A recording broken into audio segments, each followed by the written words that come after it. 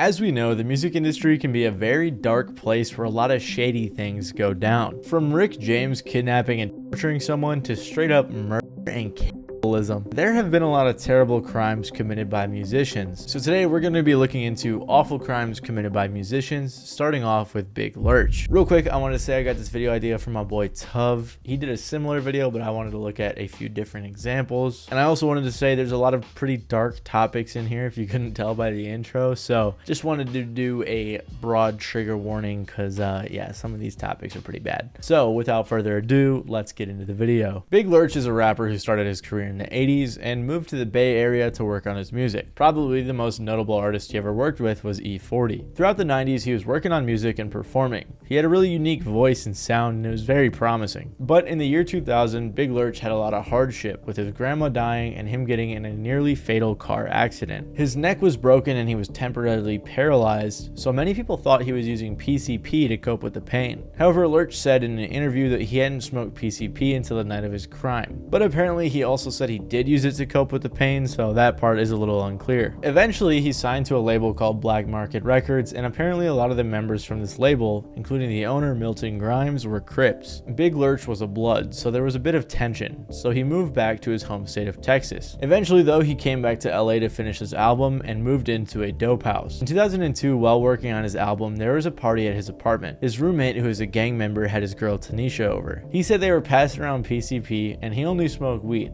but he said he tried it that night. And the next thing he knew, he woke up in an LA County jail. I want to fit in, I don't want to look like a punk. I smoke weed, tobacco.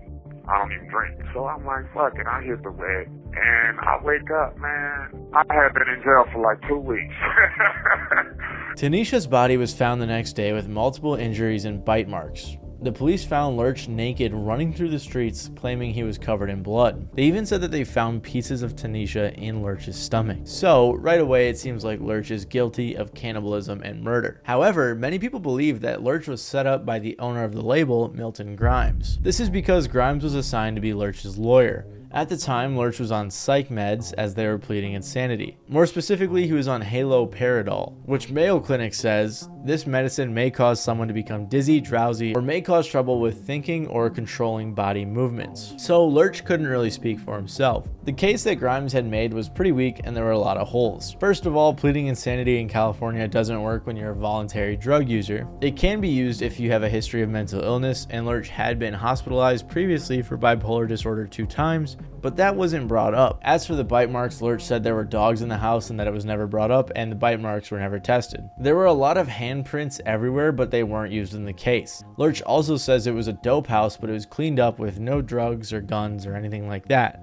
And Tanisha was also found with a lot of PCP in her system, even with her mom saying she didn't use PCP, and it was too much in her system to smoke, so it was thought that it was poured down her throat. They even used some of Lurch's darker, unreleased music against him in court, which just recently became illegal. On top of all of the evidence that wasn't used in court, Milton Grimes was sued for malpractice in 2004 by another client and was ordered to pay $1.2 million. Lurch himself believes that Grimes did this because he knew the DA and everyone at the court and wanted to gain favor with another case. On top of all of these inconsistencies in Big Lurch's case, the victim's mom sued the label, claiming the label provided him with drugs to act out in a violent way. She thinks that the label wanted to market him as a gangster rap artist. She doesn't think that Lurch killed Tanisha. She instead thinks that it was her boyfriend who was a gang member and had previously beat her before. Apparently, Tanisha was about to walk out right before this happened. I believe he the one set all this up. He was beating on her. She had all her stuff packed, ready to leave the day all this happened. She also points out that Tanisha was struck in the back of the neck with a scooter that belonged to one of her kids.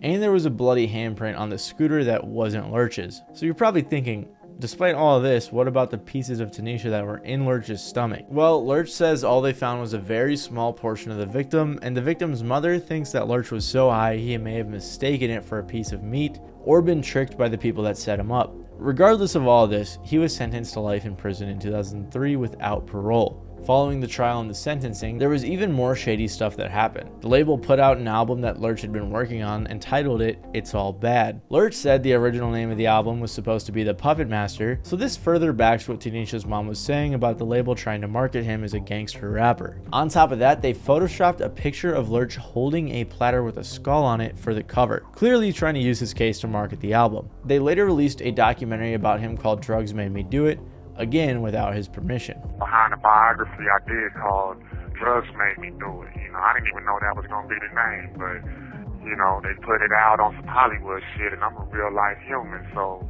the guards hit the building fucking with me. Drugs made me do it. Ooh, I smoke sherm. So it's very clear that the label did profit from this incident. So whether or not you think Lurch was set up, this was a very controversial crime, and Lurch has been fighting for a retrial. And while Big Lurch has been garnering some sympathy from fans, very few people have sympathy for Varg Vikernes after he murdered someone. Varg Vikernes is one of the most notorious metal artists of all time because of his crimes and his beliefs. And you really can't make a video like this without mentioning Varg. Recently, he even saw a surge in popularity again thanks to Kanye wearing one of his shirts and releasing cover art inspired by Varg's. So Varg first got some popularity recording under the alias Burzum, but things really got crazy when he joined the band Mayhem. The band was fairly popular, especially because of the lead singer dead taking his life a year prior. Varg joined as a bassist and quickly became controversial. That's because in June of 1992, a 800-year-old church was burned down and its remains were used as the cover for one of Burzum's albums. 7 other churches were burned down around this time as well, and Varg was later convicted of arson. Don't worry, as that is bad, that was not the awful crime Varg was convicted of. Varg and Mayhem's guitarist Eurnoymous planned an interview with 2 journalists to promote black metal and to scare people, in which they basically admitted to burning down the churches, and said that they were devil worshippers. They were also trying to drive sales to Eurnoymous' store Helvete, which will later become a topic of divide between the two. These guys were both strange, saying that a lot of their listeners were unworthy of listening to their music, or said you had to be a Satanist to be in the black metal scene. So yeah, these guys were pretty weird. And Eurnoymous and Varg started beefing because Varg thought Eurnoymous was too arrogant,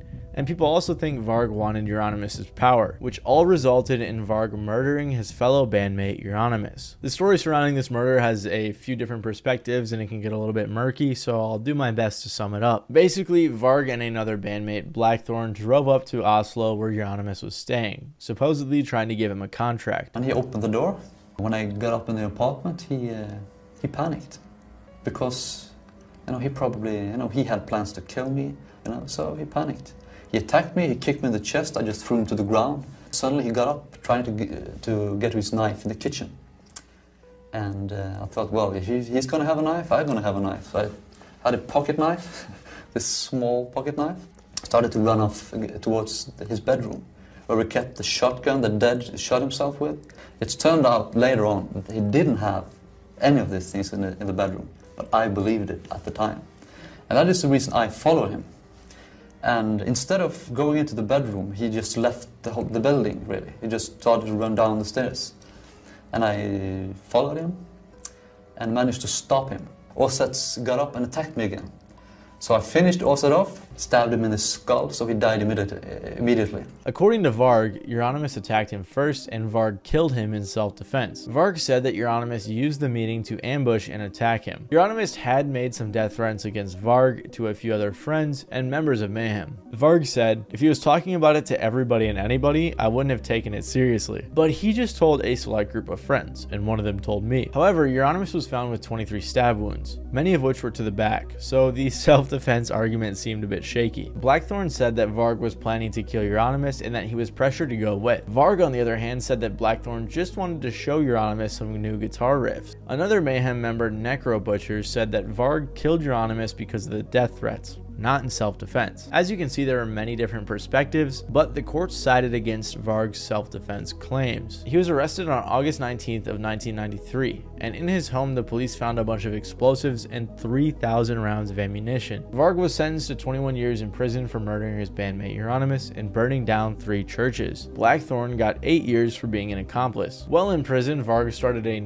group and has not been shy about his beliefs. Nowadays, Varg is out of prison, writing vlogs, and posting online. He even recently showed his support for Kanye after Kanye wore his merch, and even showed off a burzum-inspired album cover for Vultures. So while Varg has gotten some love from Kanye lately, after Ian Watkins' disgusting crimes, pretty much everyone unanimously hates him. Ian Watkins was the lead singer of the band Lost Prophets, a Welsh band that has sold over 3 million albums over the years. They were known for tracks like Rooftops and Last Train Home. They formed in 1997 and put out music until 2012, when the lead singer Ian Watkins was charged with multiple counts of SA. I know I gave a trigger warning earlier, but in my opinion this is one of the grosser entries on the list, so be warned again. But let's continue. Apparently, even before the arrest, Ian's behaviors had been reported to the police as early as 2008. But nothing had been done about it. His bandmates said that they had no idea about what he was up to, and apparently Ian had a drug problem that they said drove them apart. Even their manager said she had no idea about what Ian was up to.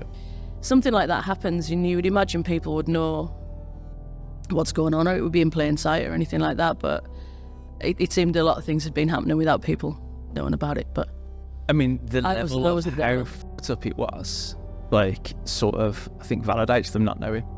Because, like, there's no way any sane person could have even an inkling of what's going on, yeah, and ignore it or support it. So, there's just no way that any of them had a clue. As they further drifted apart, Ian got his own dressing room, and apparently the abuse of children occurred more often as he had his own space. One of Ian's ex-girlfriends said that she remembers him showing her graphic images with minors, so she reported it to the police, but they didn't do anything about it. She was actually one of 6 people who spoke to the police about what Ian was up to between 2008 and 2011, so it seemed like the police were really lacking. In 2009, Watkins told his ex that he was abusing a 2-year-old child in California while the band was recording in LA. She contacted the child's parents, who also reported Watkins, but again, no police action was taken. In 2010, an Australian woman also came forward claiming Ian had assaulted her child, but again, no police action was taken. Ian got arrested a couple of times in 2012 on drug charges, and the second time he got arrested, they also found CP. He pleaded not guilty to the explicit material charge, but shortly after parted ways with the band as the damage had already been done. Then, a month after leaving the band, he was arrested on a 3rd time for drug charges. As a result, in connection to the previous investigation, police searched his home as well as a computer where they found a bunch of CP. After this discovery, Watkins was arrested,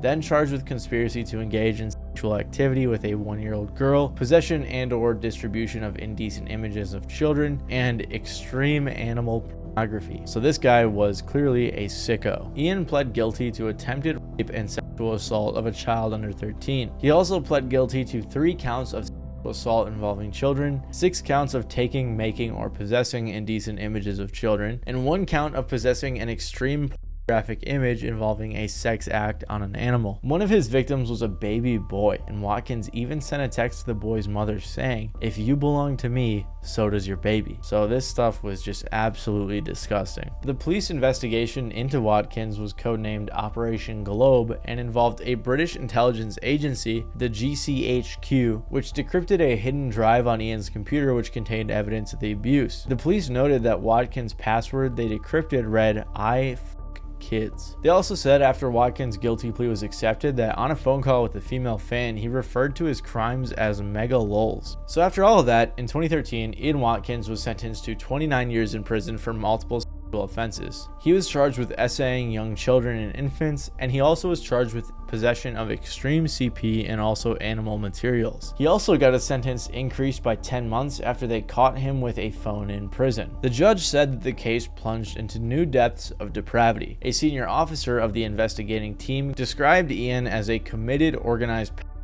and potentially the most dangerous sex offender he had ever dealt with. As you can imagine, the situation absolutely destroyed the name of the band, the rest of the Lost Prophets members' careers, and even their label. Yeah, it's just really, really hard for them to have everything taken away, especially because they'd invested. I mean, these people with wives, kids, everything. It was a good living for them, and everything like that's taken away in one go. And you got to reevaluate your life and think, why have you spent all the time doing that? It's just It's horrendous, and for such a great bunch of creative people as well. A few years later, Ian was caught trying to groom a young mother of a 2-year-old girl through a series of letters from behind bars. Again, the officers were negligent and assumed that these were just crazy rumors from a fan or something like that. But on the bright side of all this, in 2023, Ian was taken hostage by 3 other inmates who stabbed him and then released him 6 hours later. The weapon they used was a sharpened toothbrush, and they stabbed him over a drug debt. So yeah, rightfully so, everyone in the industry hates this guy. He's probably one of the most disgusting people on this list, and I think Corey Taylor summed it up very well when he said, "It was Metallica, us, and Lost Prophets." Yeah. Hey-o! Hey! All right, yeah. That dude. Yeah, he's a mess. He's a There's piece not of shit. enough pain in the world for that. Yeah. and while there's no justifying what Ian Watkins did, well, I don't know. There's not an excuse for Rick James either, but he did some pretty crazy stuff. Rick James was a very popular singer, songwriter, and record producer. He had a very long career in the music business and had multiple albums go gold, with his track Street Songs going platinum. He also had the hit song Super Freak, which, fun fact, never actually won a Grammy, but when MC Hammer sampled it for Can't Touch This, then he got a Grammy, so I thought that was interesting. Well, regardless, you guys know who Rick James is. I'm Rick James, bitch! One thing that was very well known about Rick James is that he suffered from drug addiction to many different drugs. His drug habits led to multiple hospitalizations. Often the drugs then at that time, seriously, and it was like a time in my life when things were happening real fast, and I didn't quite have a serious grip on, on things. On top of this, he had suffered a stroke from a blood vessel which burst during a show. Then he had hip replacement, which was also attributed to jumping around on stage, and substance abuse. His drug addiction also caused problems in areas other than his health, because at one point during his coke addiction for about 5 years straight, Rick James says he was spending $7,000 a week on drugs. And it was also this drug use that led us to his crime. It was a month ago yesterday that Rick James was arrested along with his girlfriend Tanya Hijazi for allegedly imprisoning a 24-year-old woman in his Hollywood Hills home, torturing her allegedly with a hot cocaine pipe and forcing her to commit sexual acts on his girlfriend Tanya Hijazi. During a week-long binge, James and his girlfriend at the time, Tanya, were arrested on charges of kidnapping a 24-year-old girl and holding her hostage for up to 6 days. They tied her up, forced her to perform sexual acts, and burned her legs and abdomen with the hot end of a crack pipe. According to police, the 25-year-old alleged victim claims she met Rick James and his female companion at a party. She says the trio then returned here to James' Hollywood home. It was on the nights of July 16th and 17th that alleged victim claims she became a virtual prisoner here, held at gunpoint, even tied up and tortured, she claims, by being burnt with the hot end of a crack cocaine pipe. If convicted on all these charges, Rick James faced life in prison for assault with a deadly weapon, aggravated mayhem, torture, forcible oral copulation, false imprisonment, and kidnapping. A year later, while out on bail for those charges, he and his girlfriend then kidnapped another girl. This time it was a music executive who thought she was meeting up with Rick and Tanya for a business meeting. The executive claims that over the 20-hour period that she was held hostage, she was beaten. Rick James was found guilty on both occasions, but he nearly avoided the torture charge, which could have put him away for life. While serving his 5-year sentence, James lost a civil suit to the executive and was forced to pay her nearly $2 million.